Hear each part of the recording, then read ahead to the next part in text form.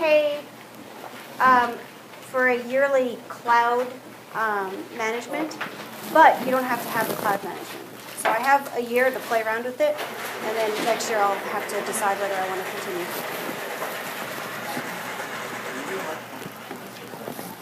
Is Swivl like expensive? This thing? Yeah. About 500. Oh, whoa. Yeah. I mean, it's awesome sauce. It's worth it, right? Do you have like warranty on it? No? I don't think so. All right. So you have a neuter quiz on Friday. Yes. It'll be a half-period quiz so that we can do culture for the other half. Oh yeah.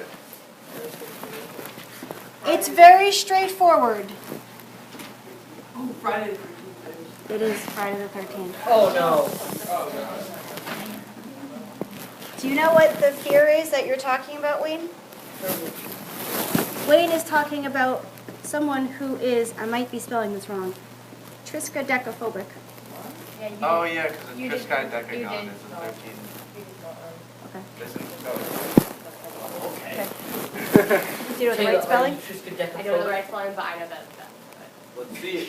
Okay. Let's see. But If someone has their Chromebook out, can you look up how to spell it? You do? I'm guessing it's It's T-R-I-S-C. A-I-D-E-C. I'm just guessing. Triskaidekaphobic daddy, maybe?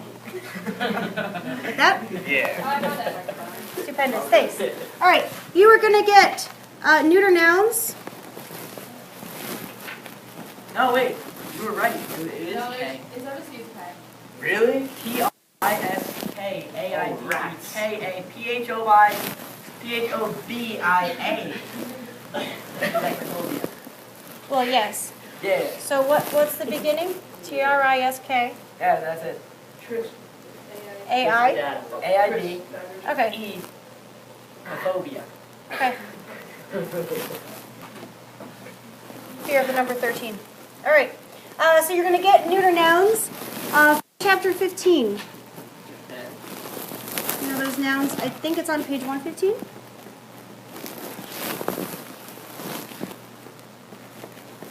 the chapter 15 nouns in the workbook?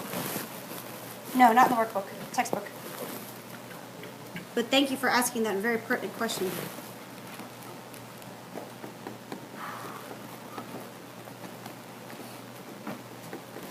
You're going to have to decline them. Like 2-4. Okay? Nominative, genitive, dative, accusative, ablative. But we're gonna have to know like transition. Yeah. Yeah. How many neuter nouns are there, like, in total? I don't know. Well, is there like a limited amount, or is there just like a bunch? I don't know what you consider limited versus a bunch. Like, a hundo. I don't know. Oh, yeah. I've never counted. Joe? So we'll get the dictionary entry. Yep. Yep. So you'll know if there's a step change. Taylor? What do you mean by decline? Put them in nominative, genitive, dative, accusative, ablative. Oh, do you know if it's neuter or feminine or masculine? Well, it's a neuter quiz. Is it all gonna be? Well, They're all the new guy. going to be there. Is it all gonna be one specific declension or all? Both second and third. Okay.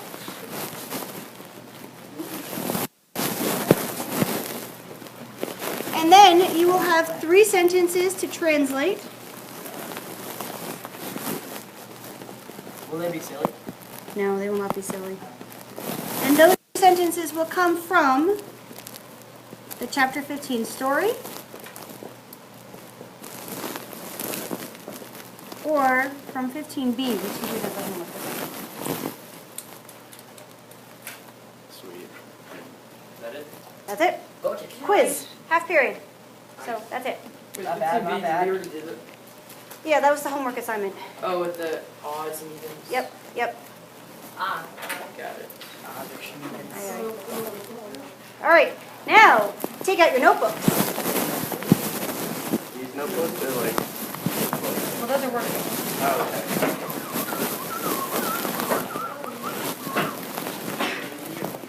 Wait, can we take notes on our homework? Triskaidekaphobia. been taking notes so far this year? Mostly equals. Then keep it there. Generally, I don't mind notes on a Chromebook, but if you already have the bulk of your notes somewhere, keep them there. That way it's really for your safety.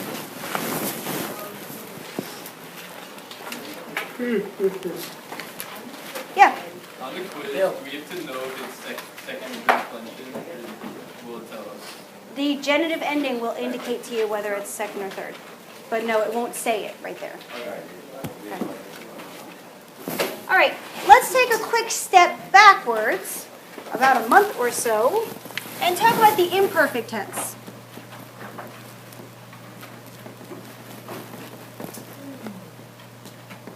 How did we form it?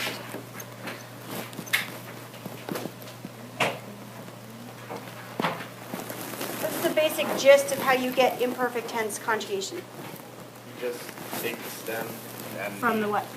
from the noun or verb. Sorry. Which part of the verb? Oh, the first principal part. The infinitive. Right. Yeah. Yeah. How do you get the stem from the infinitive? Take off the RE. This is subtraction.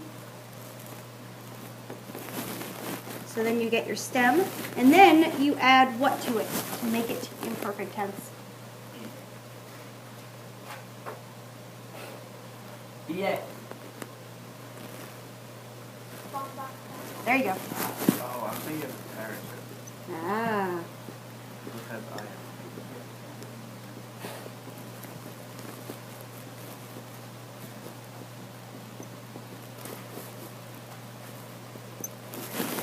Fantastic.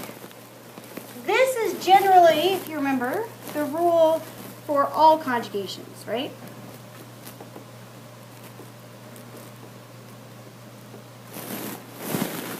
We're going to use this format as a building block today for a new tense. So today is February 10th. Yes. And we're going to be talking about the future tense. Specifically today, we're talking about the future tense for conjugations 1 and 2.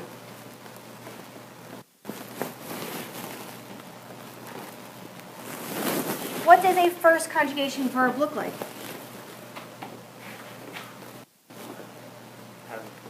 Yeah. Good. And then what does the second conjugation verb look like?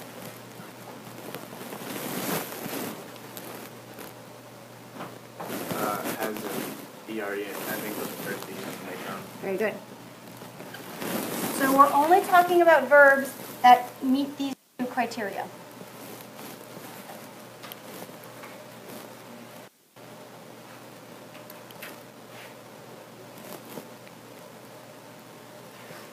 The good news is that in conjugations 1 and 2, your future tense is pretty easy.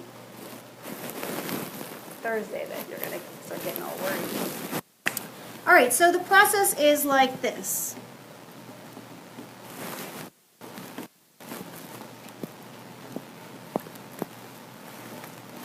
You're going to take the infinitive.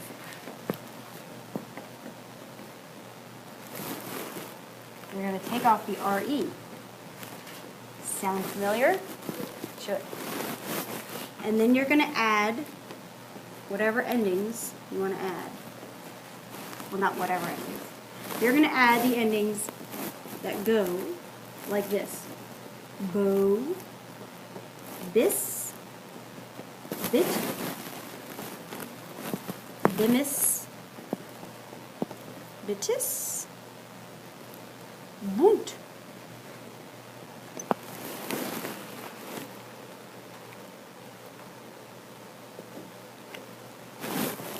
Some particularly enthusiastic Latin students have likened these endings to the old song from Cinderella, bippity boppity boo. Bippity boppity boo. Sorry? Okay. It actually kind of makes sense to link it to Cinderella because Cinderella's character was really always looking toward the future, right? She was not happy with her terrible emotional neglect by her family. So she was always thinking about what might be, what kind of future awaits her, right? So these are the bippity-boppity-boo endings. Let's do 2 paradigms. Let's start with Amare. And then we'll do, what's that? Sorry, that's a name of a person. Amare? Oh, Amare Stoudemire? Yeah.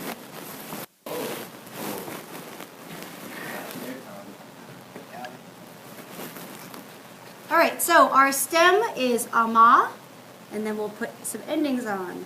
Amabo, amabis, amabit, amabimis,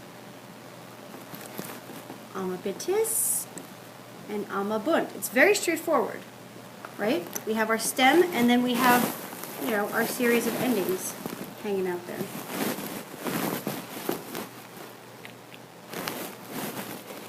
Future tense in English is really the easiest ever. There's really only one version, and that's will. So how would you translate amabis, for example? Wayne? Will you Well, it's a statement. So, what's the subject? Or you will You will love, right.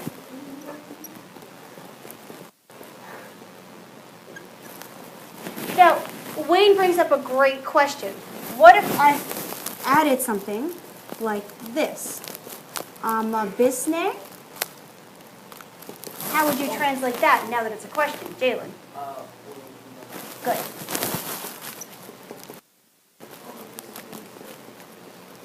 Sex is the object.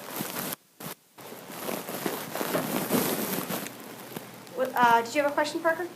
Yeah. Okay, that's all right. The second it reoccurs to you, you raise your hand. Okay? All right, so let's do Tamere, shall we? What would first person singular be? Yeah, Timbo. good. Second person singular. Timbus. Sarah? Timbus. Good.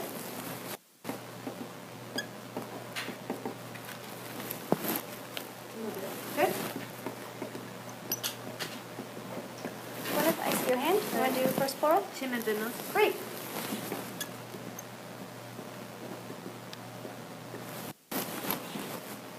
What's next? Yeah. Good. And third person plural. Good.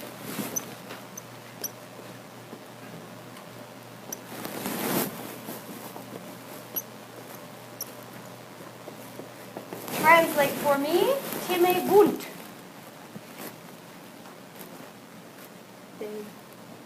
They will be afraid. Very good.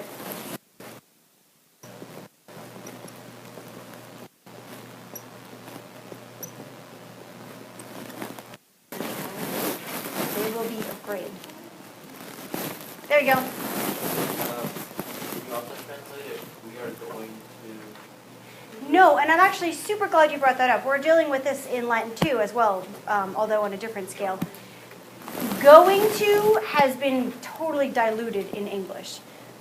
You should really only use the verb of go if you are physically going to, or if you're physically moving, right? Going to does indicate a future action, but it's not correct grammar. Yeah. What if you're like, you're going to walk over to that? You should say, we will walk over. But doesn't going like you're actually going to... But then you'll say, we are going toward the trash can, instead of, we are going to walk toward the trash can. You should say, we will walk. And that's just, I don't know what has happened to English, but I do it too. So I'm not like trying to blame other people. The one exception, little asterisk here to how we translate it in English, 99% of the time we use will. You might have heard the weird English word shall. Have you heard shall before? Yeah. But I'll tell you right now, Shall is only for first person.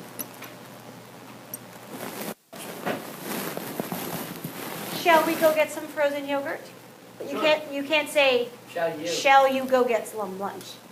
Or you shall go. You shall. Yeah. You shall go. Yeah, it's not considered correct They grammar. shall go. Yeah, it doesn't work. You shall go. According to rules, that's Raja rule. What about half? Hath, that's has. Oh. Yeah. But good idea with the old English. Old with an E. Okay, are there any questions? Great. Open your workbooks again. I will stop our recording.